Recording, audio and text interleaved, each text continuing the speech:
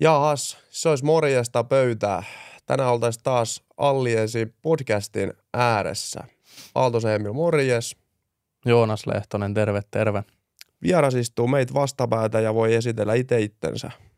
Jees, mä oon Jarkko Linkosuonio, verkkokauppayrittäjä ja nykyään myös valmentajana toimin. Joo. Siis meillähän on tänään aiheena semmoinen, mikä ainakin itseä kiinnostaa. Ja mä veikkaan, että tosi montaa katsojaakin kiinnostaa toi niinku verkkokauppabisnes ja varsinkin niinku dropshippaaminen. Mä väitän, että aika moni on niinku ainakin kerran käynyt tutkimassa, että mikä homma se on. Mm-hmm. Niin tänään me käydään nyt sitä läpi, että mitä se dropshippaaminen oikein on ja miten sä oot siihen päätynyt ja miten sä oot siihen menestynyt ja yritetään niinku purkaa se koko touhu mahdollisimman selkeäksi.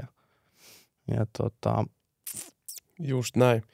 Ja varsinkin niin kuin muutamia vuosia tästä, mä muistan itsekin joskus silloin, kun on ollut jotain, sanotaan, että jos mä oon nyt sit vajaa 25, niin joskus kun on ollut täysikäinen, joku semmoinen 6-7 vuotta sitten, niin silloin oli ainakin niin kuin, joka tuutis tuli, että aloita dropshippaus. Mm-hmm. Joo, no silloinhan se on ollut aika iso buumi ja silloin se on ollut huomattavasti helpompaa, mitä se on nykyään. Tai sanotaan, että strategiat on ollut erilaiset. Nykyään sitä pystyy myös tekemään hyvin, kun on oikeat strategiat, mutta ne on päivittynyt aika paljon siitä, mitä se on joskus ollut. Että niillä menetelmillä ei enää pääse nykypäivänä mihinkään. Joo.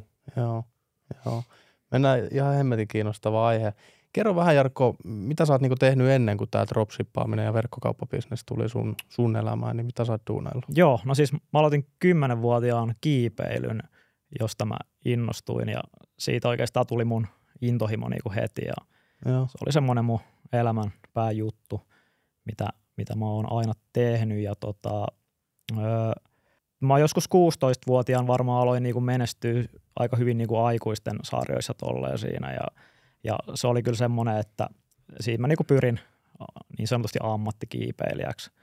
Että unelma oli, että pystyisi niinku sponssirahoilla elättää itsensä silleen, että asuu pakettiautossa ja pystyy reissaa ympäri Eurooppaa kiipeilypummina niin sanotusti. Ja semmoista elämää oli tarkoitus alkaa viettää, mutta sitten mä kiipeilyelämää elin tuossa 4-5 vuotta ja sitten just tuossa niinku varmaan 2020 vuonna koronan jälkeen alkoi niinku tulee kaikkea, tai alkoi niinku selkä ja kädet väsyy niinku lihakset. Ja mä olin just oikeastaan siihen aikoihin nämä verkkokauppahommat alkoi kiinnostaa ja aloin opiskelemaan. Ja mä olin silleen, että no jes, nyt kerrankin löytyy joku juttu, mitä mä voin tehdä silleen täysin, että nämä mun niinku fyysiset oireet ei vaikuta tähän, mutta sitten saman tien iski nämä niinku selkä- ja käsiväsymykset, mitkä sitten vaikutti siltä, että mä en jaksanut kunnolla enää liikuttaa hiirtä ja mä en jaksanut istua tietokoneen tuolilla. Ja tuo on aika raffi. Se oli aika raffi, joo. Siinä vaiheessa mä rupesin miettimään, että mulla on varmaan joku alssi tai joku vastaava vakava lihassairaus tai jotain, että nyt alkaa menee niinku aika rajuksi tämä homma. Sitten hakeuduin tutkimuksiin ja tutkittiin kyllä ihan kaikki mahdollinen taas, mutta ei löytynyt vieläkään mitään selkeät syytä. Onneksi ei ollut mitään niinku lihassairautta tai tollaista. Joo. Toi on kyllä kaikkein pahin varmaan just, kun ei niinku tiedä, mistä on kyse. Joo, no se on se, ei tiedä, niin ei ole mitään niinku aikatauluja silleen, että koska paranee tai voiko parantua tai silleen. Mutta on tässä nykyään mielenkiintoisia teorioita ja uskotaan, että on niinku hermostoperäinen juttu ja on niinku mahdollisuus parantua täysin, mutta mä en nyt jaksa tuoda sitä sen enempää esille. Joo. Mutta tuliko tuosta verkkokauppahommasta tavallaan semmoinen uusi henkireikä sit siihen sun elämään? Joo, ehdottomasti. Se oli heti semmoinen intohimo? Se oli heti semmoinen, joo. Se oli siis kiipeilyn jälkeen ensimmäinen tommoinen NS-intohimo, mitä mä oon elämääni löytänyt. Että. Joo. Mä jostain katsoin sun somesta jostain, että sä olit niinku oikeasti kirjaimellisesti silloin, kun se selkä oli niinku pahimmillaan, niin pystyit niinku selällään makaamaan suurin piirtein. Joo, siis mä aloitin nämä verkkokauppabisneksenkin silleen, että no alkuun mun piti aloittaa paljon aikaisemmin, mutta sitten mulla tuli nämä käsi- ja lihasoireet, tai siis selkäoireet, niin sitten mä niinku vaan opiskelin silleen, että mulla oli joku tabletti silleen, kun mä makasin mun pää yläpuolelle ja kävin jotain verkkokursseja ja tollasta. Ja sitten jossain vaiheessa mä olin vaan silleen, että no fuck it, että nyt mä vaan aloitan tämän homman. Ja tilasin Amazonista semmoisen jonkun 50 € videotökin, minkä mä heijastin mun kattoon silleen, että mä makasin sohvalla ja videotykki katossa ja aloin siitä sitten duunailla. Ja sitten aina kun oikea käsi väsyi hiirenliikuttelusta, niin vaihoin vasempaa käteen. Ja, on se ollut. Ja sitten välillä, jos on ollut jotain paljon pitänyt jotain kirjoittaa ja säätää, niin sitten joku tyttöystävä on jeesannut mua siis silleen niin kuin päätteen äärellä. Ja, se on ollut kyllä aika raffi meininki siinä alussa. Mutta intohimolla ollaan niin kuin menty eteenpäin. Joo. Toi dropshippaaminen, sähän niin kun me puhutaan verkkokauppabisneksestä, niin sä nimenomaan harjoitat sitä niin kuin dropshippaamalla. Mä aloitin dropshippaamalla. Mä en itse puhu dropshipping-bisneksestä, tai siis puhun myös, mutta mä käytän mieluummin termiä verkkokauppabisnes, koska tässä mun omassa bisnesmallissa mä testaan tuotteet dropshippaamalla. Sen jälkeen mä tilaan niitä bulkkina ja varastoin ne ulkoistetuissa varastopalveluissa. Et se dropshippaaminen on lähinnä mulle semmoinen niinku tuotteiden testausmenetelmä. Onko tuohon joku niinku tietty syy, kasvaako siinä niinku kate vai joku vastaava, että sä saat niinku omiin varastoihin tai johonkin varastoihin ja sieltä sitten niinku pistettyä? Joo, no ensinnäkin me saadaan luotua semmoinen tuote, kun me halutaan. Me pystytään niinku tehdä sit, kun mä tilaan bulkkina niinku isoja määriä, mä pystyn vaikuttamaan, että minkälainen se lopputuote tulee olemaan. Että mä voin niinku modaa siitä paremman, mitä kilpailijoilla on tai mikä se geneerinen tuote on, mitä yleensä myydään. Ja mä voin niinku brändätä se omilla logoilla, omat tuotepaketit. Sen lisäksi mä varastoin ne omassa varastossa tai siis ulkoistetussa varastossa. Mä pyrin tekemään kaiken mahdollisimman automatisoiduksi.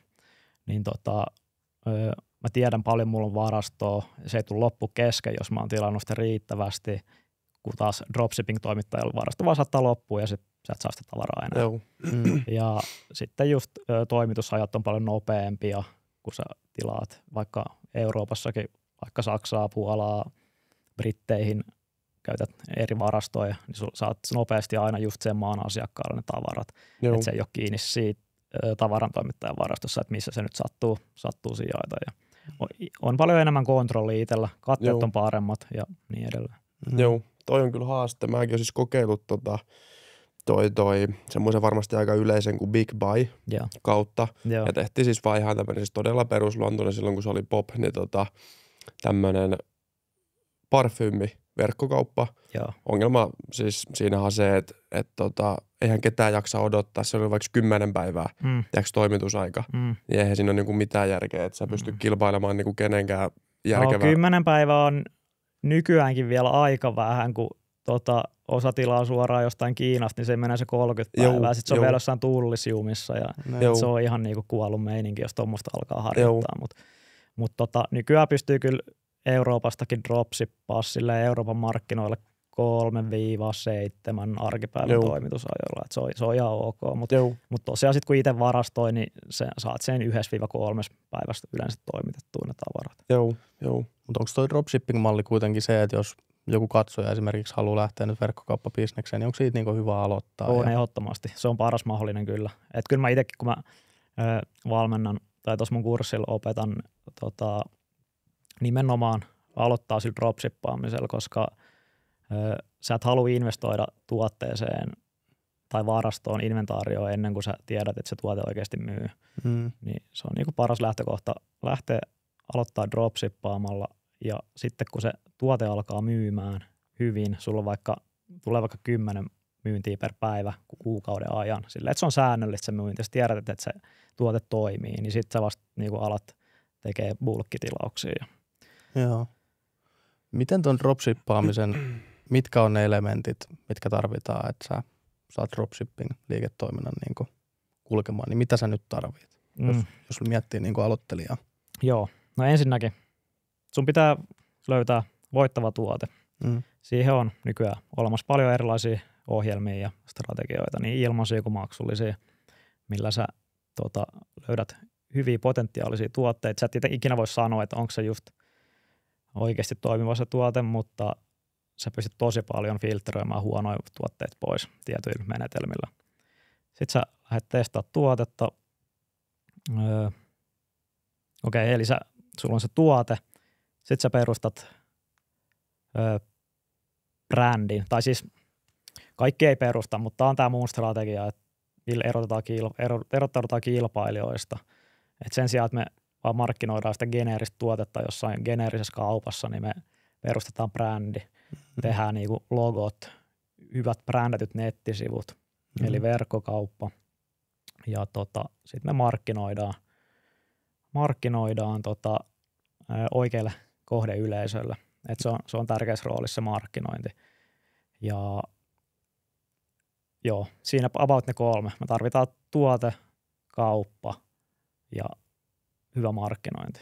Joo, ja toi varmaan erottaa sen just, että monihan voi tilata niinku ihan tietämättään käytännössä tämmöisestä kaupasta. Tiedäks, niinku, että on logot ja tuote nyt vaikka ihan mikä tahansa, mutta voi niinku tietämättä tilata semmoista verkkokaupasta, mikä niinku perustuu tähän dropshippaus niinku ajatukseen. Kaiken aikaa. Niin, suuri osa nykyään ihmiset tilaa aina jostain fansista brändikaupasta tuotteita, niin se on todennäköisesti dropshipping. Just näin. Toi on muuten hyvä pointti, että kaikki noi varmaan joku, jos miettii nyt isoja verkkokauppoja, joku Boost, Best Secret, nämä on tämmöisiä vaateverkkokauppoja. Vaikka niissä voi olla jopa kaikissa niin kuin dropshipping kuitenkin taustalla. Joo, on siis todella suurella todennäköisyydellä. Ja sitten on nykyään myös niinku, print on demand, mikä on siis silleen, että jos sä myyt vaatteita, niin se toimii käytännössä siten, että sä teet vaikka teepaitoja logoilla sun sivuille, ja kun ihminen ostaa sen, niin siitä lähtee tilaus sinne print on demand -palveluun, ne printtaa sen paidan siellä, ja sitten ne vasta lähettää sen niinku sun asiakkaalle. Et sun ei edes tarvii niinku tommosessa vaatebrandissäkään välttämättä niinku hommaa minkäänlaista varastoa. Niin. Tai varsinkaan omaa tuotantoa. Ja. Niin. Jep. Mitä verkkokauppa-alustaa suosittelet itse? No Shopify ehdottomasti. Että kyllä se niinku dropshippaamisessa toimii niinku, ja muutenkin toimii kyllä parhaiten. Et siinä on niin paljon kaikkea lisäosia ja automaatioita tehty just nimenomaan dropshippaamiseen. Et ei ole kyllä, tietysti jotain WooCommercea jotkut käyttää ja näitä, mutta en ole itse käyttänyt mitään muuta kuin Shopifyta, enkä varmasti tule niinku ainakaan lähitulevaisuudessa käyttää, ellei nyt jotain mullistavaa uutta tuu tilalle. Joo. Ja mistä sitten taas ne voi ne toimittajat löytää? No eli siis toimittajia sä löydät googlettamalla. Ja on siis ihan sikana on nykyään toimittajia, että ihan niinku jostain AliExpressistä vitsi on laadukkaita, on vähän huonompi laatuisia, mutta siis nykyään on tosi paljon. Pieni taustatyö ja valitsee sen, mikä tuntuu. Joo. Et no lähinnä se menee itse asiassa silleen, kun sä ensimmäinen vaihe, että sä etit oikeasti sen tuotteen tai muutaman tuoteidean, mitä sä lähdet kokeilemaan, niin tietysti sä sitten valitset ne toimittajat sen mukaan, mistä sä just löydät sen kyseisen tuotteen. Joo. Ja sitten jos se löytyy monesta eri paikasta, niin sitten vertailee vähän laatua ja hintaa ja tolleen. Joo. Me ymmärrettiin, että niin sun lisäksi aika moni muukin niin verkkokauppa tai dropshippaaja, niin pitää ne niin verkkokaupat ja tuotteet aika hyvin niin salassa. Ne on kuitenkin tietyllä tavalla niin aika suuri osa sitä menestystä. Niin pystytkö sä kuitenkin kertoa sieltä alkuajoilta jotain tuotteita, verkkokauppoja, mikä oli ehkä ensimmäinen? Niin Joo, itse asiassa en, koska mä pyöritän edelleen mun ekaa kauppaa ja samoin tuotteet, millä mä oon aloittanut. Okay. Ja no sen lisäksi paljon muutakin, mutta mä yritin just miettiä vähän tuossa etukäteen, että mitä mä voisin paljastaa, mutta ei tullut kyllä yhtäkään tuotetta, mitä mä lähtisin nyt tällä hetkellä paljastaa. Se on tosiaan, ei ole vaan muu juttu, vaan siis ihan kaikki alalla, niin ei kukaan ei paljasta omia. Tietysti jos on joku tuote, mitä ei enää myy, tai että se trendi on mennyt jo, niin siitä voi paljastaa, mutta mulla on tällä hetkellä, tai ei ole yhtään semmoista tuotetta oikeastaan. Kesto menestyi niin sanotusti. Joo, ja joo, niin siis, ja se syy, miksen paljastan, niin ihan se, että no ensinnäkin, nyt kun mä oon tullut vähän julkisuuteen tämän asian kanssa ja silleen myyn omaa kurssia, niin mä en niinku missään nimessä halua, että esimerkiksi mun oppilaat lähtee kopioimaan mun kauppoja, koska vaikka oon mä niinku tosi paljon edellä siinä, mutta aina ylimääräinen kilpailu on ylimääräistä kilpailua, että kyllä. Että se on niinku se syy, kun se on hyvä, kun mulla tulee niinku vähän väliä kaikkea viestejä vaikka Instagramissa, että mitä sä myyt ja näytä sun kaupat. Ja sitten kun mä en näytä, niin sitten ollaan silleen, että okei, että sä et tee oikeasti rahaa verkkokaupoilla, että sä teet kaikki rahat tällä sun kurssilla, mutta se on kyllä hyvä, jos mä oon mun 7 miljoonaa euron myynnit tehnyt Suomeen sisäisellä verkkokurssilla. Niin siis saa jonkun verran kurssia saa liikuttaa. aika monta kurssia myydä, että se on musta vähän ehkä epäuskottavampaa kuin se, että mä olisin oikeasti tehnyt ne rahat siis verkkokaupoilla. Joo. Joo. Ja on mulla 4 yritystä muutenkin tällä hetkellä ja kaikki tietysti taloustiedot näkyy vaikka Finderista tai tuolta noin, että pystyy kyllä sieltä tarkastamaan, että on ihan niinku legit. Joo, kyllä. Mitä kauan sulla meni, kun sä aloitit ton homman, niin kauan se niinku alku otti, että sä rupesit tekemään semmosia niinku rahoja, että sä ymmärsit, että tätä hommaa pitää niinku jatkaa ja painaa vaan puita uuniin? No tää on vähän olo sanoa, mutta niinku ekan päivänä. Niin. Siis ei se yleensä lähde, mun ymmärtääkseni se yleensä lähde näin nopeasti käyntiin, mitä mä oon kuullut niinku kilpailijoilta, kollegoilta, mutta niinku mä tein mun kaupan. Mä otin sinne 3 tuotetta muistaakseni alkuun tai mä otin yhden tuotteen, mikä mä ajattelin, että voi olla hitti ja 2 siihen rinnalle, että siellä on vähän muutakin tavaraa siellä kaupassa mä en edes löynyt Facebook-mainoksia, mikä on se yleinen juttu. Mä aloitin Google-mainoksilla ja heti ekan päivän myynti lähti liikkeelle ja ei edes sillä tuotteella, mitä mä ajattelin, että on kova, vaan sillä yhdellä sivutuotteella ja siitä tuli sitten taas ihan hittituote kyllä mä niinku sanoisin, että ekan viikon aikana niinku tienasin enemmän, mitä mä olin koskaan tienannut aiemmin niinku työelämässäkään tai silleen. Joo. Ja mä aloitin 2002 tammikuun 10. päivä muistaakseni, niin sen ekan kuukauden tai 3 viikon aikana niin mä olin tehnyt joku 10 000 myyntiä ja 4 000 ehkä voittoa. Joo. Toi on kyllä sairasta. Toi on niinku... Mutta sitten seuraava kuukausi oli 200 000, että se aika nopeasti lähti sitten silleen nousuun. Toi on kyllä kipeätä ajatella, että niinku, se on vaan niinku siitä tekemisestä kiinni. Joo. Mennään tuohon menestyksen suolaan. Toi niinku varsinkin kiinnostaa, mutta ehkä tähän dropshippaamisen perusteihin niinku vielä semmoinen päätös, että miten sä suosittelet jengiä niin lähtee opiskelemaan. Tuolla nettipullolla on kaiken maailman niin kuruja. Joo, on. Ihan liikaa. Niin. Ja aika paljon epäluotettavaa meininkiä. Tai siis, jonkinhan osa noista guruista on, ei ne itse mitään verkkokauppoja edes pyöritä. Tai silleen, että ne on opiskellut sen jonkinnäköisen pohjan ja sitä sitten myy. Joo. Kyllä mä niinku suosittelen, jos sä YouTubesta lähdet opiskelemaan, niin se on niinku, siellä on ihan kaikkea ja niinku ihan tosi vaikea löytää mitään semmoista konkreettista polkua. Joo. Ja tosi paljon kaikkea ristiriitaista juttua. Et mä suosittelen kyllä ehdottomasti homma hyvän verkkokurssin, semmoisen, missä on oikeasti ajantasaista materiaalia, koska noikin vanhenee nopeasti. Ja sitten usein ei kurssivalmentajat jaksa niinku päivittää edes niitä kursseja.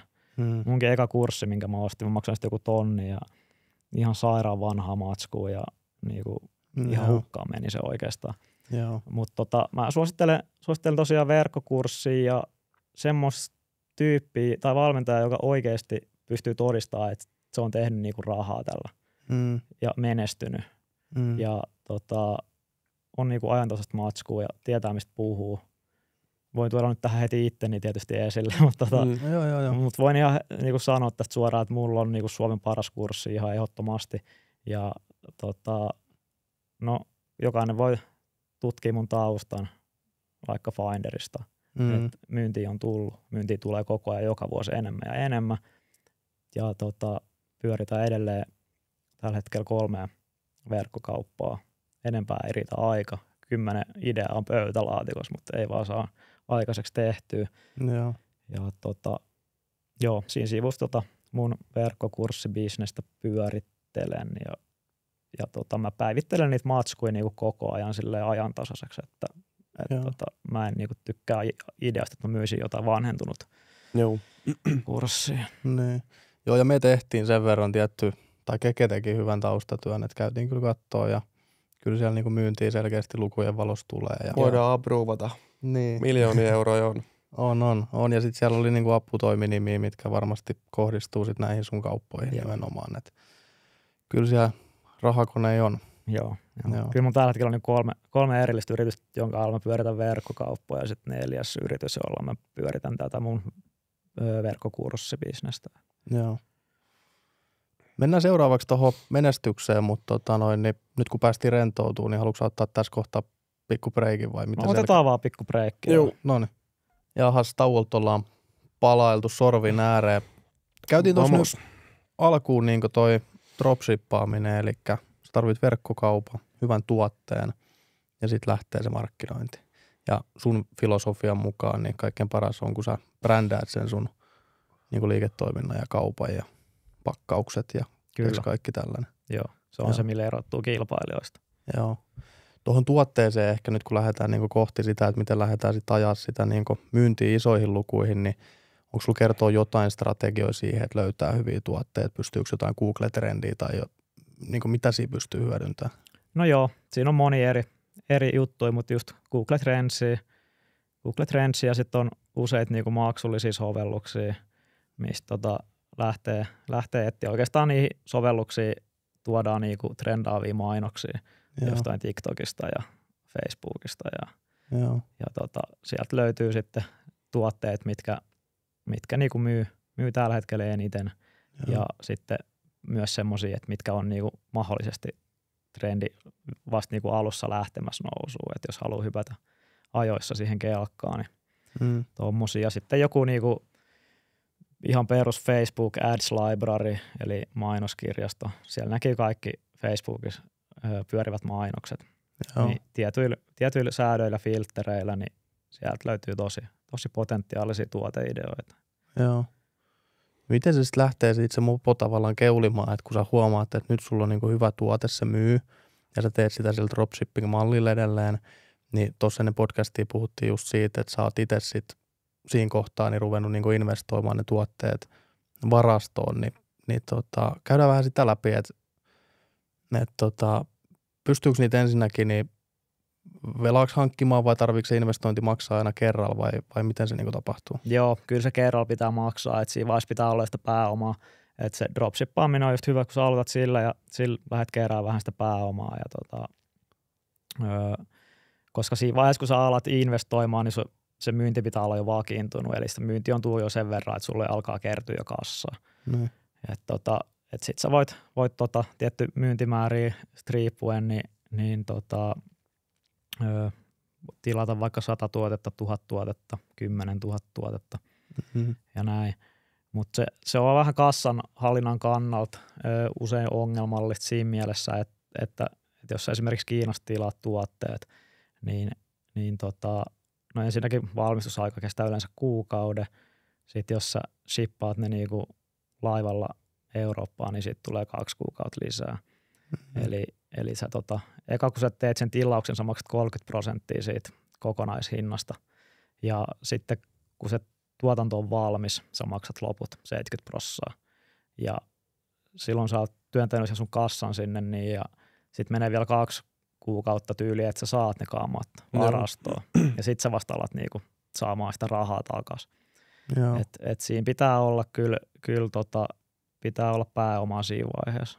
Joo, ja tuossa olla jonkun verran niinku kylmä pääkin, että oma perset vähän hirvittäisi tilata vaikka 10 000 jotain tavaraa, tiiäks, niinku, että sä tilaat nyt ne, sitten niinku sun vaan pitää luottaa siihen prosessiin, että ne menee kaupaksi. Että ei sulla jää niinku 10 000 tuuliviiriä johonkin varastoon. Se on huomattavasti riskialttiimpaa kuin perinteinen dropshippaus tietysti, mutta siinä on ne omat, että katteet nousee paljon ja sä saat brändätyn ja parempilaatuisen tuotteen. Et kyllä mäkin tein just tuossa nyt niinku Black Fridaylle tuossa niinku 300-400 tonnilla niinku tilasin kamaa. Jumalauta. Että on se vähän silleen, että kun sun pitää yrittää laskea oikeat määrät. Totta kai sä voit verrata viime vuoteen, mutta et sä ikin tiedä, kun tulee uusia kilpailijoita markkinoille tai uusia tuotteita, mikä saattaakin sitten korvata sen sun tuotteen, että se ei olekaan enää niin kiinnostava.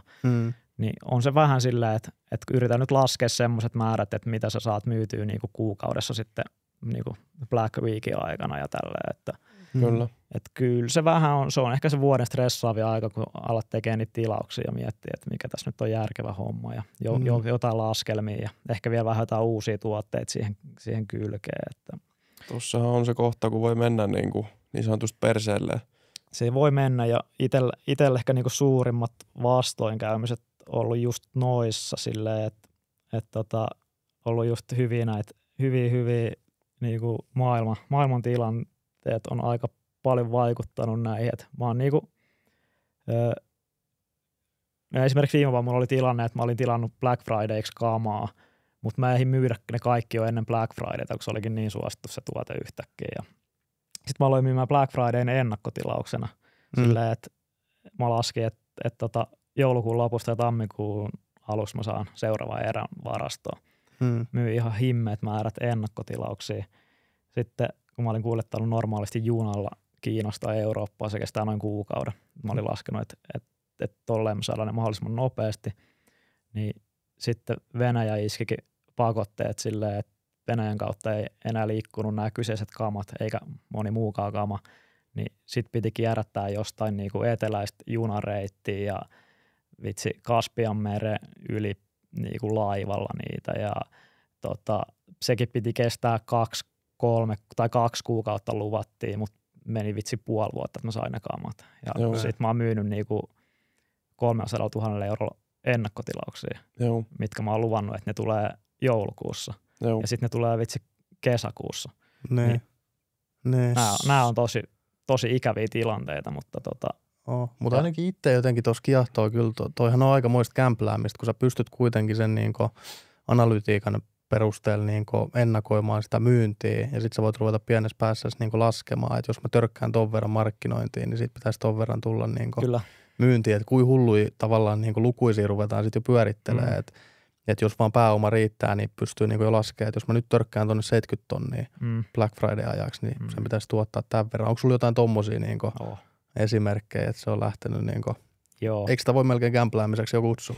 No siis onhan sulla se data siinä, mihin sä luotat, niinku vaikka viime vuoden data ja niinku, tai alkuvuoden data, mitä sä pystyt niinku käyttämään siihen arvioimiseen, mutta et sä voi ikinä olla varma ja sitten just kaikki nämä toimitusketjut, vitsi lakot ja kaikki. Mulla on joka kerta oikeastaan, kun mä oon alkanut myymään, mulla on ollut 3 vuonkin putkeen Black Friday ennakkomyynnit, kun mulla ei ole ikinä ollut tarpeeksi sitä tavaraa, vaikka mä oon kuinka paljon sitä tilannut, niin sitten mä oon alkanut myymään ennakkoon ja sitten on aina tullut jotkut vitsi niin kuin lakot tai hirveät ruuhkat johonkin tulliin ja kaikki on jumissa jossain ja sitten asiakkaat niin kuin on ihan hiilenä ja tilauksia perutaan ja niin kuin vaikuttaa brändin maineeseen älyttömästi. Kyllä. Ei ne asiakkaat sitä ei niitä kiinnosta se, että onko se jossain niinku tullisjumissa se tuote vai ei.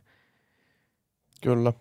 Joo, tuossa tulee vähän tuo niinku varjopuoli, varsinkin kun se homma paisuu, niin kyllä siinä niinku vastuukin kasvaa ja niinku ihan tommosia oikeita ongelmia. Tietysti kaikki ei nyt voi vaikuttaa, että sillä tavalla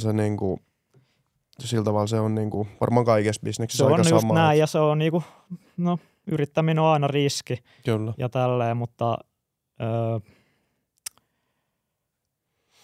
niin, en muista enää mitä mä olen sanonut. Mutta ainakin tässä nyt kun vetää tätä niin janaa, mitä ollaan tässä keskusteltu, niin se hieno puoli, mikä ainakin itseäkin kiehtoo, on just se, että sä pääset siihen pisteeseen, että sulla on 3, 4, 2 tai vaikka 2, brändättyä menestyvää verkkokauppaa ja sitten sä pääset siihen niin peliin mukaan ja sä rupeat oikeasti käymään sitä niin myyntiä läpi ja sä pystyt ennakoimaan sitä ja tekemään niin peliliikkeet monella 10 000 euroilla lyömään sinne markkinointiin. Ja mikä sulla on ollut semmoinen suurin markkinointibudjetti vaikka viikko-kuukaustasolla? No sanotaan, että ne on normaalisti ihan niin kuin perusaikana sillä, että ei ole mitään kampanjoita tai Black Friday tai tälleen, niin 15-30 tonnia mulla menee markkinointiin kuukaudessa. Mutta sitten just viime Black Fridayna, Black Weekin ja Cyber Mondayn aikana 2 viikossa mä käytin 70 tonnia markkinointiin. Pelkästään Google ja Facebook-mainoksia oikeastaan. Okei. Joo. Se on kyllä hurjaa. Oho. Miten noi TikTok, IG, siellähän on niin kun sinne pystyy luomaan oman kaupan. Onko siitä mitään hyötyä tässä hommassa? No en ole itse ikinä. Se on taas sitten oma niin kuin maailmansa se. Joo. En ole edes hirveästi perehtynyt siihen. Joo. Mutta että itse niinku verkkokaupan kautta myyn ja markkinoin sit just Instagrami, Facebook, mahdollisesti TikTok, riippuen vähän tuotteista. Joo. Siellä ne tuotteet saa esille. Ja sitten tietysti Google. Joo. Miten käytätkö sä tekoälyä tässä? Joo, käytän siis todella paljon. Ja mun on niinku vaikea kuvitella, että eka vuosi, kun ei vielä ollut oikeastaan tullut noi tekoälyhommat, niin nyt on niinku tosi kivikautiselta tuntuu silleen, että on joskus kirjoittanut tämän tuotetekstejä manuaalisesti. Ja Ei saakeli. Että kyllä niinku, siis nykyään me pystytään luoda Shopify-verkkokauppa täysin tekoälyllä silleen, että me etsitään vaikka se meidän tuote, mitä me halutaan alkaa myymään. Sitten me etsitään vaikka tavarantoimittajan linkki siihen tai Amazonista linkki siihen samaan tuotteeseen tai joku kilpailijan kauppa. Niin otetaan vaan sieltä URL ja peistataan se tuohon Shopifyhin, niin tietyllä menetelmällä me saadaan silleen valmis kauppa. Että se tekee meille tuotetekstit, se tekee meille kuvat, se tekee meille konvertoivan myyntisivuja tai tuotesivuja näin. Että pystyy niinku täysin automatisoida tonkin. Että ennen on kuitenkin useat tunteja mennyt siihen. Aika nopeasti manuaalistikin voi tehdä kyllä kaupan, mutta on se helpompaa. Ja sitten kaikki kuvien luonti onnistuu tekoälyllä, myös tuotekuvien luonti. Ja että sun ei tarvitse käydä itse ottaa valokuvia ja silleen. Ja sitten just kaikki tuotetekstit, blogipostaukset, jos tekee semmosia, kaikki hoituu niinku nappia painamalla käytännössä. Joo. Ja kyllä noi myyntialustat niin tänä päivänä just kuin verkkokauppakin, niin siellä tarvii niin osata kyllä ajatella jotenkin innovatiivisesti, että miten sä saat sen jengin niin ostopolkuun ja kyllä. ostamaan sen tuotteen. Ei ole mikään itsestäänselvyys. Ei ole itsestäänselvyys. Siinä on paljon pieniä asioita, mitä voi tehdä, että saa konversion prosentit niin paljon ylemmäs. Missä muuten konversioprosentit sun kaupoissa keskimäärin pyörii? Noin 2%. Joo. Se on siihen, mihin mä tähtään. Se vähän riippuu 1-3% välillä. Joo. Kyllä.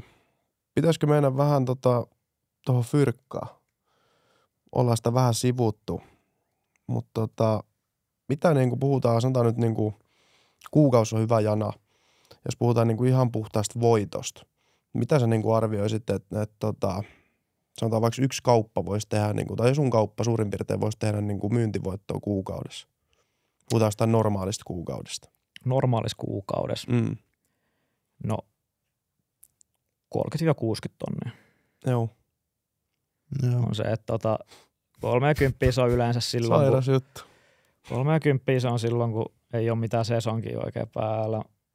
Mutta nyt just mulla on yhdessä kaupassa aika hyviä kesätuotteita, niin nyt nämä on ollut niinku koko kesän niin oikeastaan 60 tonnia kuukaudessa. Joo. Onko sä mikään semmoinen palkannostaja vai laitatko sä sitten kaikki takaisin? Kaikki oikeastaan kiinni. Niin. No kyllä mä oon pyrkinyt nostaa joku 40 tonnia vuodessa palkkaa silleen, että se on se niinku maksimimäärä oikeastaan, mitä edes kannattaa nostaa. Niin. Ja sitten tietty osinkoa sitten ottaa, mutta kaikki muu on kiinni kyllä yrityksissä koko ajan. Mulla on niin iso varastoarvokin tällä hetkellä ja just kun tilasin just 300-400 tonnillista Black Friday-kamaa ja koko aika tilailen niin kuin varastoa lisää, niin on siinä aika paljon kiinni koko ajan. Joo. Et se on se, mitä se vaatii, jos haluaa niinku kasvattaa. Joo.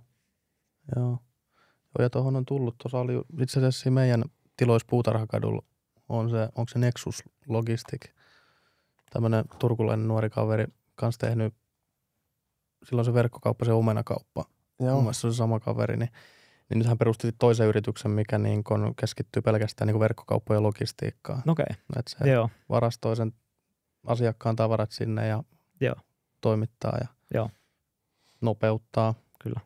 Ja kaikki lähtee aina tietty laadukkaasti liikkeelle ja paketit on viimeisen päälle. Joo. No tälleen mä just teen näissä mun omissa tai sit kun jos ei dropshippaa, niin tälleen mä se hoidan, että kammat lähetetään ulkoistettua 3PL-varastoiksi näitä kutsutaan, niin varastopalveluja. Ne tosiaan hoitaa siellä kaiken niinku varastoinnin, pakkaamisen, tuotteiden lähetyksen asiakkaille ja vastaanottaa asiakaspalautukset ja Joo.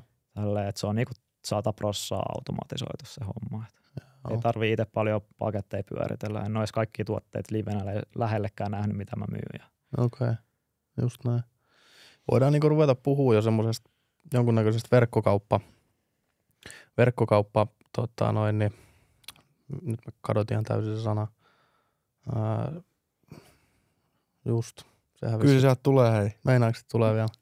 Imperiumi. Niin, kiitos. Verkkokauppa Imperiumi, niin mikä sun niinku, miten sä ajattelet tätä niinku sun kokonaisuus nyt isossa kuvassa? Onko sulla jotain niinku, mihin sä lähdet sitä viemään? Mikä on se sun niinku final strategia, jäävuoren huippu? Joo, no siis nyt vasta alkanut ehkä viime aikoina enemmän miettiä tuollaisia. Mä oon oikeastaan mennyt vaan tässä päivä kerrallaan. Kaikki on tapahtunut niin nopeasti siitä lähtien, kun mä oon tämän bisnesmallia aloittanut. Mutta no nyt mulla on 2 semmoista tosi isoa kauppaa, mitä mä pyöritän ja sitten 3 vähän pienempi, niin on suunnitellut, että tässä ainakin toisen myisi tai koittaisi myydä pois tässä lähiaikoina ehkä ensi vuonna, ellei jopa molemmat. Ja joo, että vielä ainakin toistaiseksi, kun kaupat tekee hyvin tulosta ja koko ajan niinku, tulos nousee, niin voisi olla korkea aika pistää ehkä myyntiin ja aloittaa taas jotain uutta tilalle.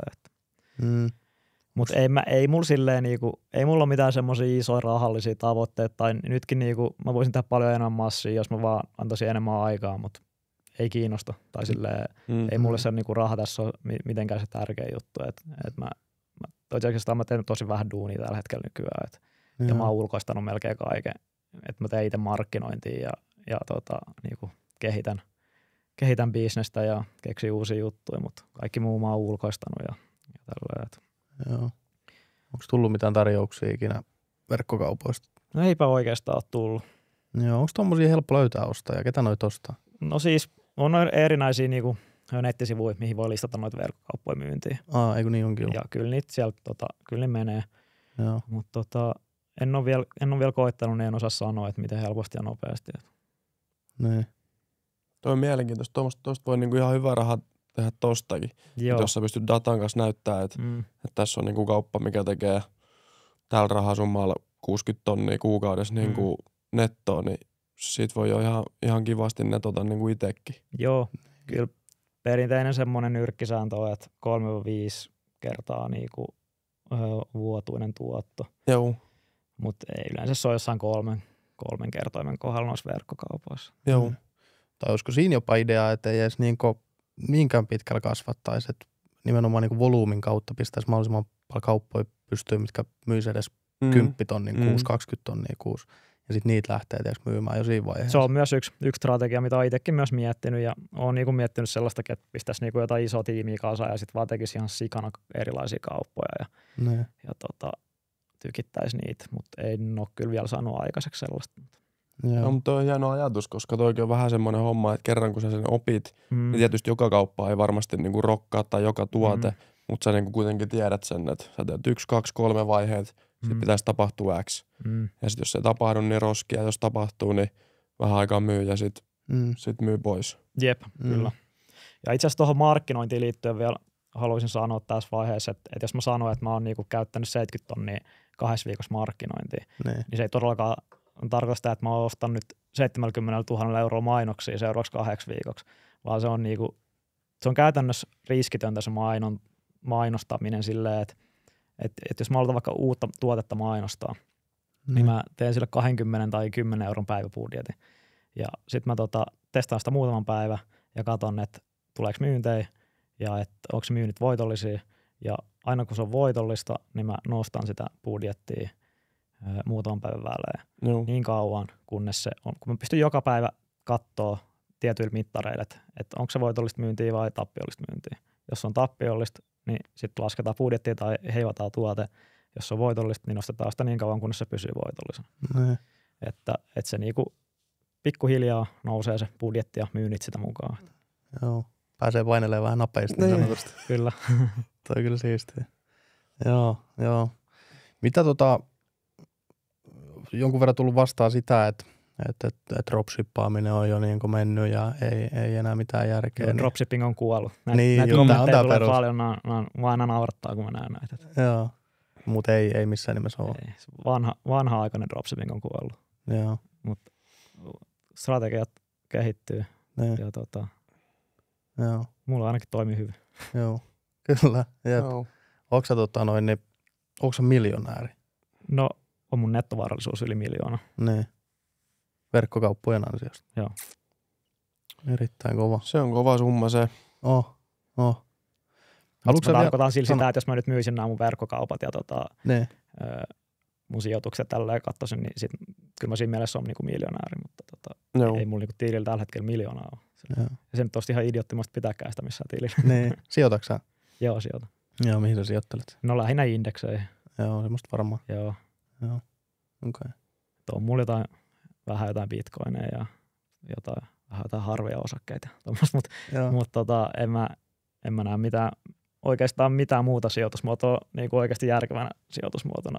Että se ei olisi niin kuin gamblaamista, paitsi niin kuin jotkut ETF-t indeksiin. Niin, ja noi sun kaupat on varmaan tällä hetkellä paras sijoituskohde, mitä... Joo, kyllä.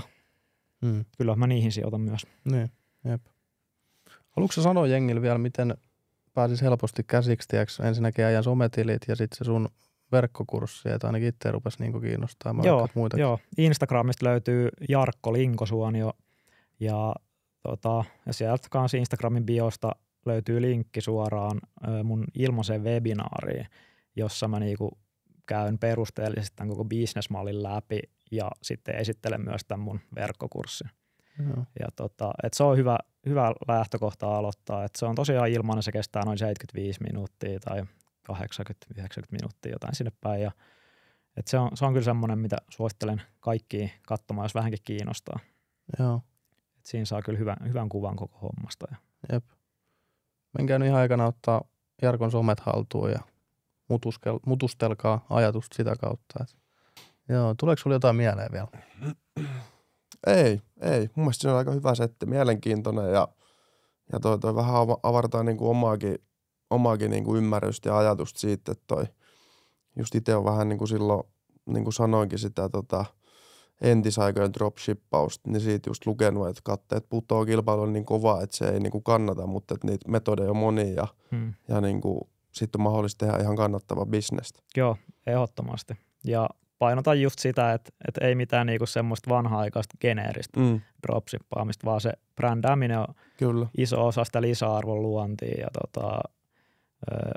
katteet saa sillä huomattavasti korkeammalle ja sitten kun tilataan itse omat varastot, niin se kanssa nostaa sitä katetta. Et jos mentäisiin jollain geneerisillä tuotteet, mitkä eroa millään jostain Temu-tuotteista, niin ei siinä jää tarpeeksi sitä katetta oikeastaan. Et toi on se, mitä ihmiset kokeilee ja sitten on silleen, että dropshipping ei toimi. Joo. Kyllä. Joo, ja tuossa on niinku, toi markkinointi on kans taiteenlaji, että jos verkkokaupan ostopolkujen rakentaminen on taiteenlaji, niin markkinointi kanssa on kyllä sitten ihan viimeisen päällä taiteenlaji. Joo. Aika paljon itse törmännyt siihen, että käytetään niin kuin asiakkaita siinä markkinoinnissa, että jos vaikka ottaa nyt esimerkkinä jotkut sinivalolasit ja sitten asiakkaille annetaan niitä jopa vaikka ilmatteeksi ja että teet tästä videota nyt sun someen ja sitten siitä, niin kuin, että se on niin kuin vissiin aika hyvä tapa dropshippaamisessa. Joo, no siis influencer-markkinointi ja sitten ihan tuommoinen perus UGC-markkinointi, että ihmiset just tekee jotain omia arvosteluja ja niitä voi vaikka itse käyttää niin kuin meidän omissa mainoksissa ja tolleen, että se on halpa tapa ja sitten tietty niinku, no isompia kanavia on kyllä Facebook edelleen ehdottomasti, vaikka Facebook kuulostaa niin kivikautiselta, mutta se on silti tällä hetkellä paras mahdollinen markkinointikanava ja että sillä saadaan niinku oikein kohdeyleisö eteen meidän tuotteet ja sitten samoin TikTokki. Joo. Kyllä. Mä luulen, että me ollaan tässä kohtaa valmiit. Jos kiinnostuitte, niin menkää ihmeessä katsoa sitä. Mä menen ainakin sinne webinaariin käymään itse. Niin joo, käykää tsekkaa. Ihmetellään. Kiitos Jarkko, kun tulit. Joo, kiitokset. Ei mitään. Kiitoksia teille. Kiitos. Jeps.